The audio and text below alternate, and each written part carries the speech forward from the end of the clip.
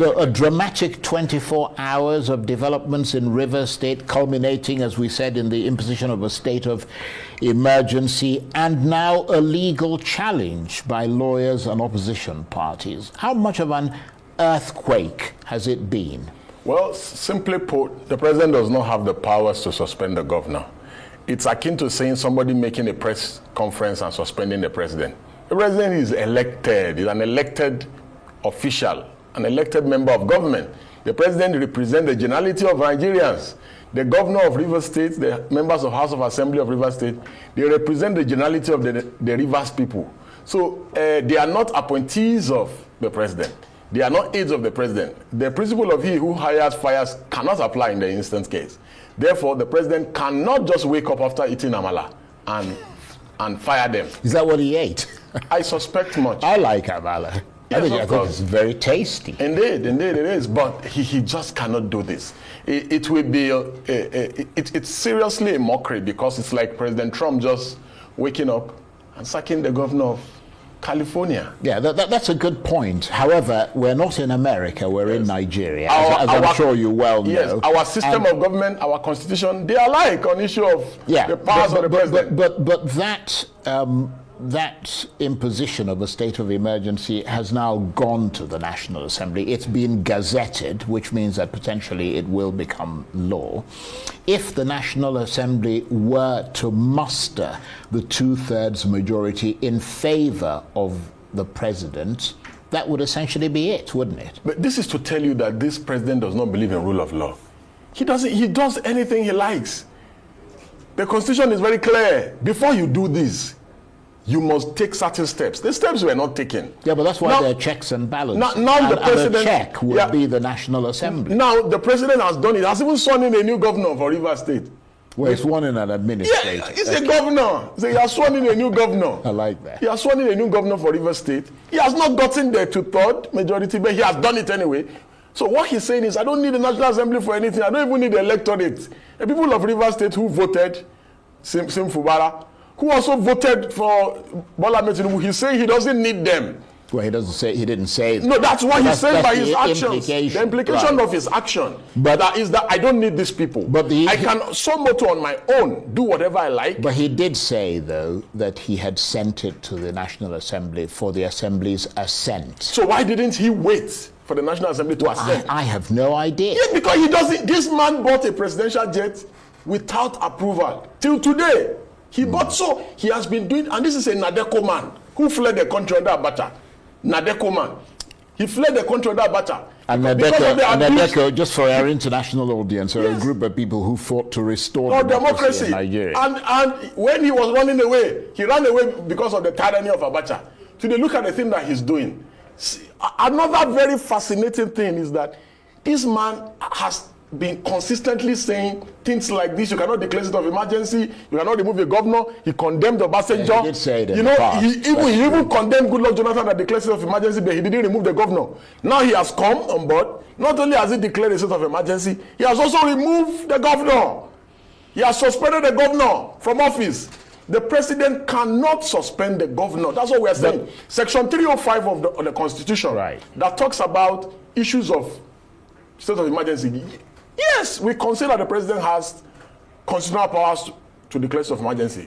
But there are condition precedents in that section. There are provisos in that section that says, times of war, breakdown law and order, natural disasters, maybe like COVID, then other issues that have already been encapsulated in that section.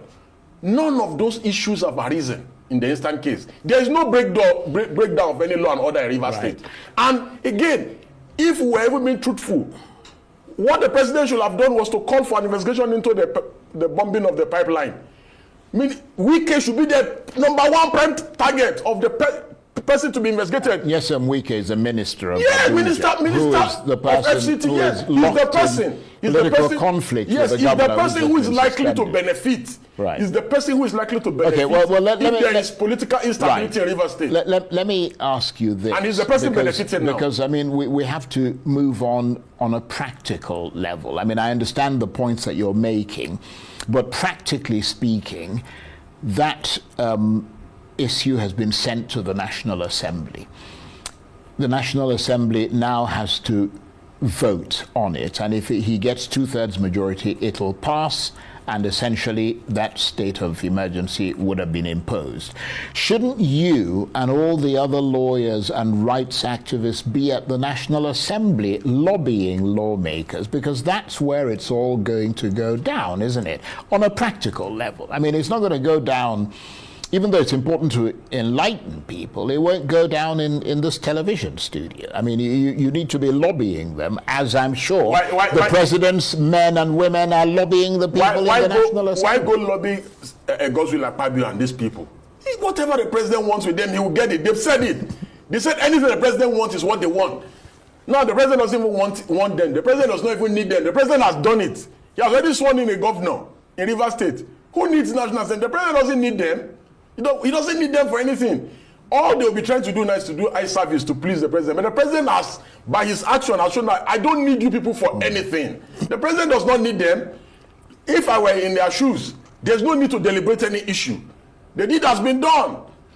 Well, we've had people... Soldiers surrounded Rivers State Government House yesterday night. Surrounded the governor. Yeah, well... Governor Sim Fubara... To be fair... Governor Sim Fubara is still the governor of Rivers State as of today, constitutionally speaking. Right. What Governor Sim Fubara needs to do is, both Governor Sim Fubara and the Rivers State government should approach the Supreme Court. Right. For interpretation. I was going to ask you, because I mean, let me just clarify some points. To be fair, our reporter went to Government House, and that there were no soldiers surrounding Government House, but I wanted there are news reports to this effect. Yeah, there were reports. There are news reports but to this those effect. Reports were not news verified. Reports to this effect. I don't know if they've gone there today. The soldiers surrounded the Government House.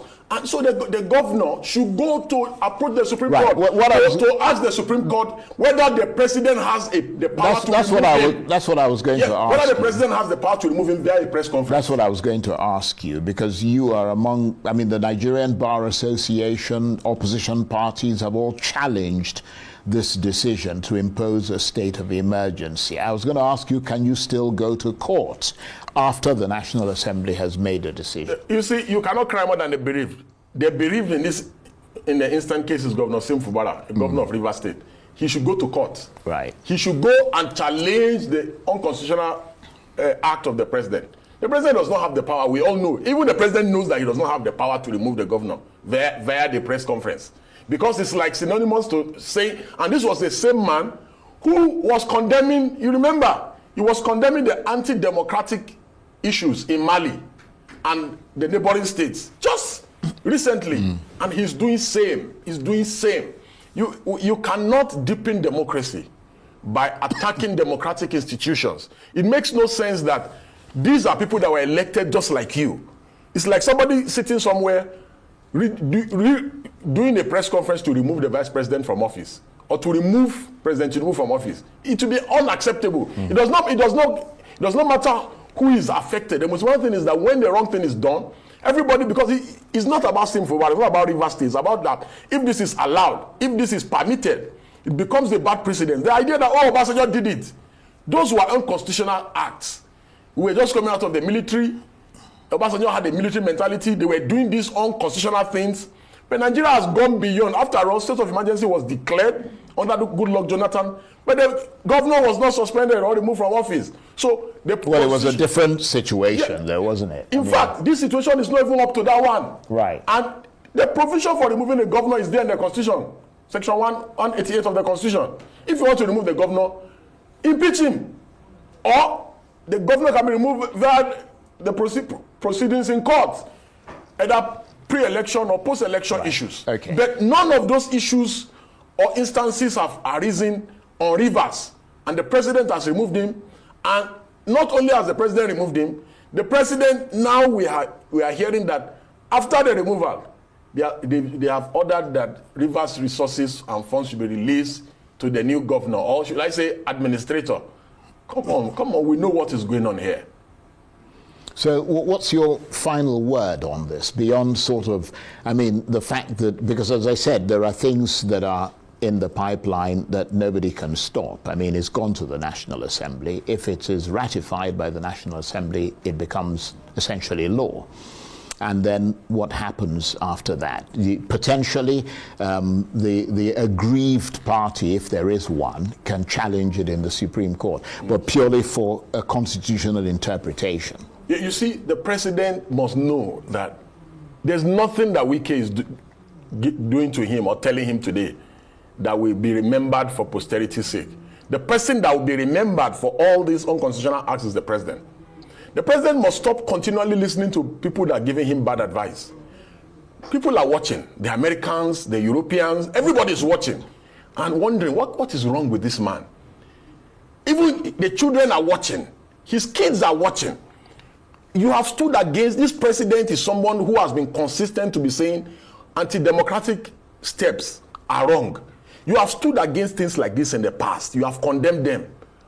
Why all of a sudden are you doing the same thing that you have condemned? Okay. And why the president can reverse some of these steps? And if he reverses them, it will be a plus for him. And there's nothing wrong in saying, oh, I was ill-advised, I made a poor judgment on this particular issue, and I'm reconsidering. After careful understanding of what is going on, in 2 weeks, in a week's time, and the president. We're going to be watching that space very closely. But I want to thank you very much indeed for coming in. Deji Adeyanju is a lawyer and a good governance activist. Thank you very much.